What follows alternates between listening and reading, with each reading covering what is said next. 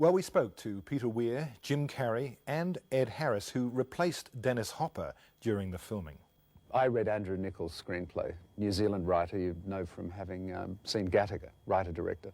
Wanted to direct this, but it was just too expensive and he hadn't done anything. We ended up working for a year together on that script, and which, of course, when I read it, I was so impressed. I'd been looking at such a lot of predictable things, or things I'd seen before, or types of films I'd made before, and I was in the mood for something difficult and interesting, and Andrew provided it.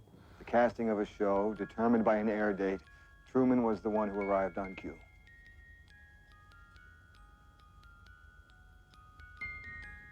Incidentally, I believe Truman is the first child to have been legally adopted by a corporation. That's correct. The structure's there, the idea is there, the characters, but the tone has changed and the details.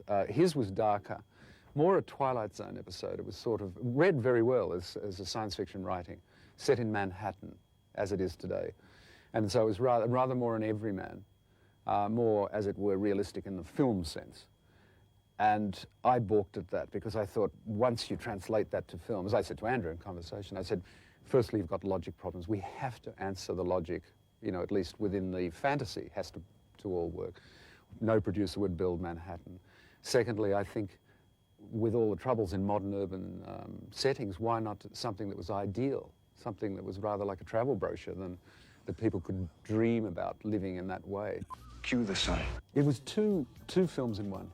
Firstly, I had to make the Truman Show, and then, as it were, subvert that. I mean, in a strange way, it's very subversive of the form of movies themselves. That is, you never reveal the fact there's a camera photographing people. Anyway, so that's what I did. I concentrated on making the Truman Show and then revealing the wider frame around it. Good morning! Morning. Good morning. Oh, and in case I don't see you, good afternoon, good evening, and good night. When did Jim Carrey become involved? He was the only choice. I had hesitated to say yes to it because I thought I can't say yes to this until I see who could play it. And know they were available anyway. Because I believed, for reasons other than the studio system, I believed this guy had to be a movie star. Because to begin answering the logic, why did the world watch this show? It had to be, firstly, that the individual Truman was a natural, if unwitting, star. So I looked, 30 years of age, I looked, there's obviously Tom Cruise and, Tom Hanks, but he was directing and he'd done Forrest Gump a little close and so on. And at that point, the producer rang and said, do you know Jim Carrey? And I said, yes, he's brilliant, kind of a genius as a comic, but and he said he's interested. So I was on a plane. I thought, what an idea. My favorite, actors were people that could be funny within a dramatic circumstance, people like Jimmy Stewart or whatever. Henry Fonda could, make you laugh or cry, and to me, the characters that are really attractive are the ones that, even though they're going through horrible things, even if they're a heroin junkie and they're laying in the ditch somewhere, they'll try to make light of their circumstance or themselves. He's gone. You okay? Yes! Want to do it again? No! One way of looking at this film, and there are many ways you can look at it, but it was a father and a son. I mean, he did adopt the child and he did raise the child, but the only contact, as you say, was via the image. And Ed Harris lived in his own way in a kind of Truman Show. It's implied he doesn't have anything to do with the real world. He lives in his control room with his cameras.